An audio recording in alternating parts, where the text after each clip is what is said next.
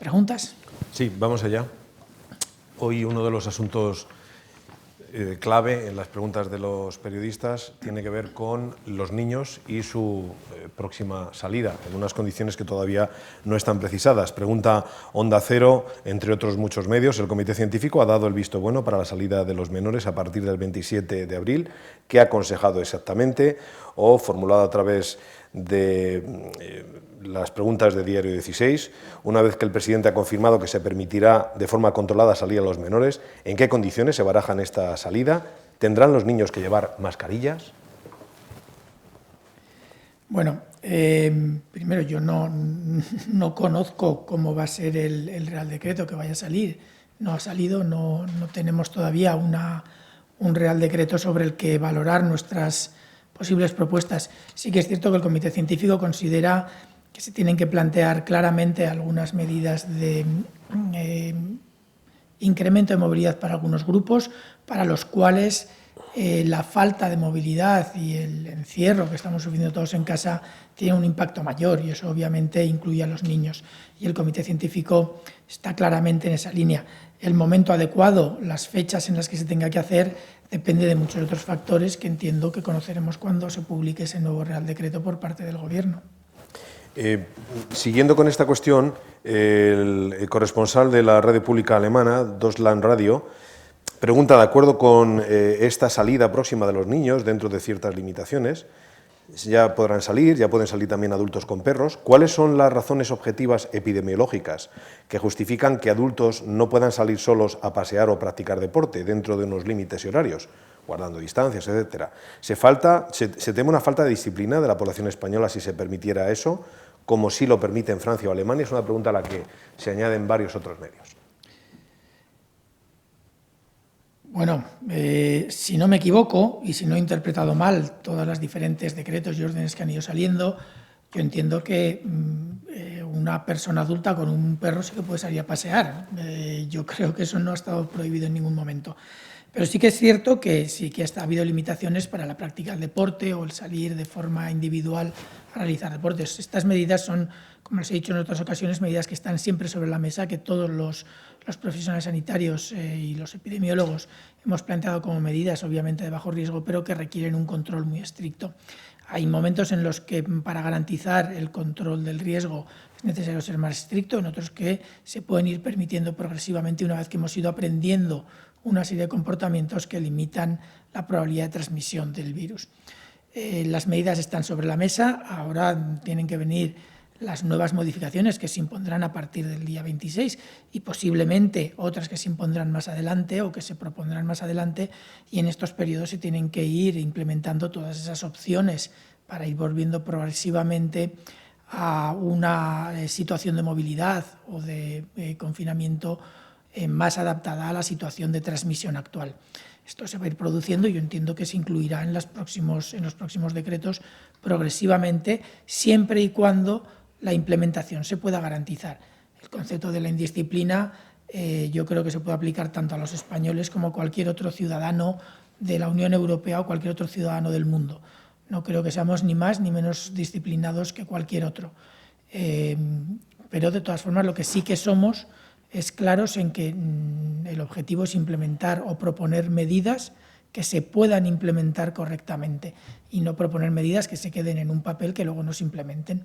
Esa es la posición clara de los expertos y los epidemiólogos con los que trabajamos, en el que proponer medidas que no se implementan, primero, no reducen el riesgo o lo reducen menos de lo esperado, y segundo, no se puede posteriormente valorar el impacto de las mismas. Estaba tratando de retomar, en relación con los niños, una pregunta que formulaba la TV Azteca y que insistía en la idea de si serán obligatorias las mascarillas, acerca de la obligatoriedad de mascarillas. Ahora mismo las mascarillas son una recomendación. Hay múltiples medidas de control y de prevención de la transmisión, que yo creo que toda la población las conoce, relacionadas con la etiqueta respiratoria, relacionadas con la higiene de manos, relacionadas con el distanciamiento social y mantener ese 1,5 metros, 2 metros de distancia entre personas, el no hacer actividades no necesarias, muchas otras medidas relacionadas con eventos masivos. Hay muchísimas medidas que reducen el riesgo de transmisión. Una de ellas es el uso de mascarillas. Ahora mismo hay recomendaciones que están, no recuerdo ahora mismo si están ya publicadas o no en la página web del Ministerio, pero que en principio deberían. Hay recomendaciones para el uso de mascarilla en diferentes grupos poblacionales. Son mascarillas con diferentes características, con diferentes probabilidades de prevención del riesgo, y que se tiene que entender claramente que las mascarillas son una medida más. Ninguna medida por sí sola sirve para controlar esto. Tenemos que entender que son muchas otras medidas, todas juntas, las que nos pueden ayudar. Para el jefe del Estado Mayor de la Defensa, pregunta a La Hora Digital, que estamos viendo en redes sociales por todas partes el bulo y el pánico que está causando en parte de la población, la interpretación del BOE de que nos van a fumigar por medios aéreos y la gente se cree que nos van a fumigar a los humanos, dice La Hora Digital. Por favor, ¿pueden aclarar cómo será la fumigación, si es en residencias, hospitales, calles, puertos, lugares, personas físicas?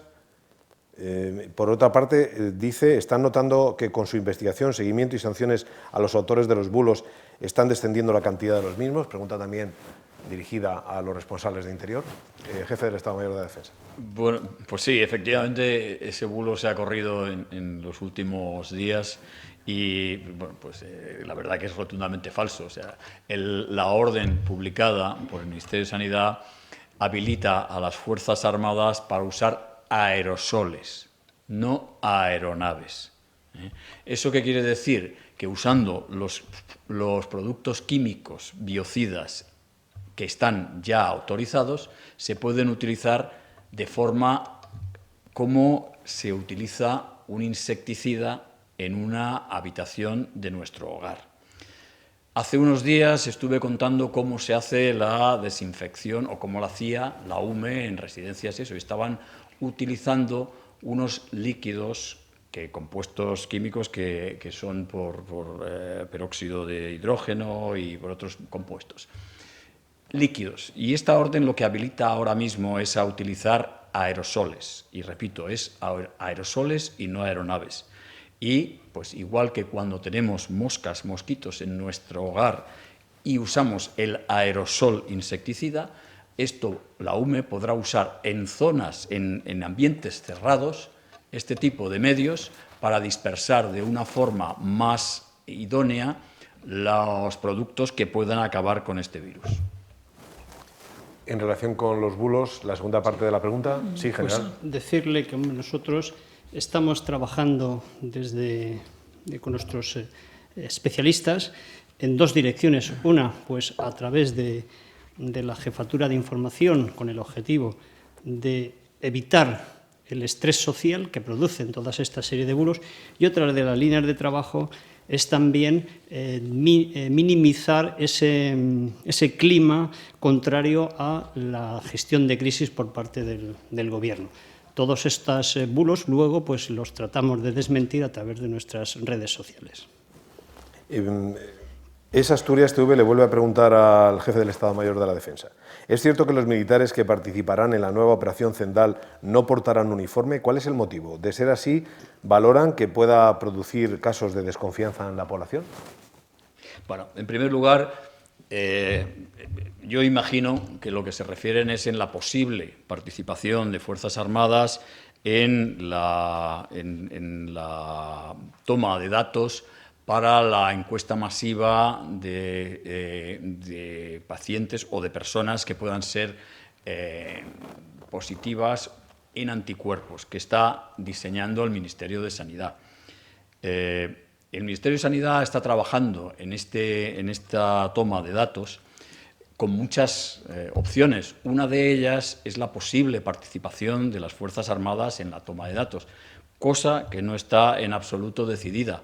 Ya iremos viendo cómo transcurre estos días y a ver cuál es la decisión final del Ministerio de Sanidad, si usa Fuerzas Armadas u otros medios, y ya le confirmo que eso no está en absoluto decidido.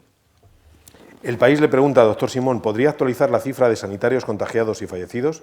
Ayer se supo que el Ejército estará a cargo de ejecutar la encuesta serológica. ¿Cuándo comenzarán y cuándo se espera tener resultados? Les puedo actualizar la cifra de profesionales sanitarios infectados desde el inicio de la epidemia. Tenemos 30.663 profesionales sanitarios. De todas formas, esta información está también disponible en la página web. La información de los fallecidos no la tengo disponible en este momento. Trataré de traerla en los próximos días, espero acordarme. Ahora mismo no la tengo disponible.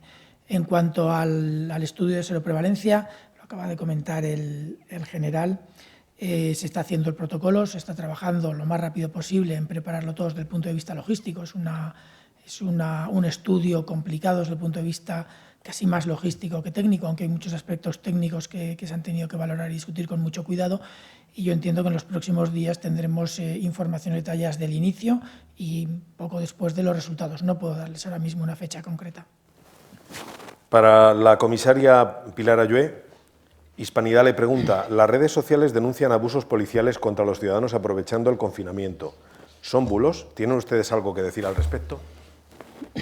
Vamos a ver, lo único que les puedo decir es que durante el estado de alarma la Policía Nacional ha realizado miles y miles de intervenciones orientadas a garantizar el cumplimiento del estado de alarma, y lo ha hecho con profesionalidad, con proporcionalidad y con respeto a los derechos de los ciudadanos.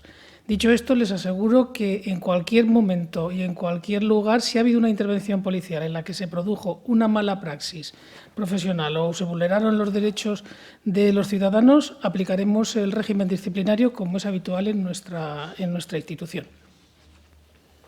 Doctor, El Mundo y Diario Médico le preguntan si ya están los datos de fallecidos en residencias, los han sumado a la estadística diaria que se facilita. Hay autonomías en las que en la estadística diaria se están computando los datos de residencias, otras en las que no. ¿Puede detallar qué información contiene el dato de cada autonomía? Bueno, yo creo que esto lo hemos dicho también en varias ocasiones. Los datos que nosotros damos y publicamos en la página web para el conjunto del Estado son los datos que nos proporcionan las comunidades autónomas. Por lo tanto, todo lo que las comunidades autónomas incorporen, entiendo que está incorporado en la información que nos comunican. Y, de hecho, me consta que todas las fuentes de información y los profesionales con los que trabajamos de las comunidades autónomas son muy escrupulosos y realizan su trabajo con una alta calidad. Eso por un lado. En cuanto a los datos de fallecidos en las residencias, hay ya unos datos preliminares. Si me van a permitir, hasta que no tengamos el estudio definitivo, no les voy a dar muchos detalles, pero sí que sabemos que todos aquellos que han sido diagnosticados con una prueba positiva para el SARS-CoV-2 o el COVID-19, según nos refiramos al virus o a la enfermedad, todos esos entendemos que están incluidos en la información que nos mandan las comunidades autónomas. Nosotros lo que no damos por ahora son los datos de sospechosos. Son datos interesantes, son datos que en los próximos días y semanas, a medida que vayamos pasando a diferentes fases de la epidemia, serán muy importantes, pero que ahora mismo lo que damos, porque consideramos que son los datos más importantes en este momento, son los que nos permiten valorar de una forma segura la evolución de la epidemia. Para eso necesitamos series un poco más estables y, por lo tanto, usamos los datos de casos confirmados. Doctor Simón, comenzábamos esta rueda de prensa con preguntas relacionadas con los niños y vamos a finalizar con una pregunta relacionada con los mayores que formula IM Farmacias. Al igual que se intenta aliviar el confinamiento de los más pequeños a partir del 27 de abril, ¿qué pasa con los más mayores? ¿El comité de expertos estudia algún plan para ellos? ¿Son conscientes de cómo puede perjudicar su salud física y mental no poder salir de casa?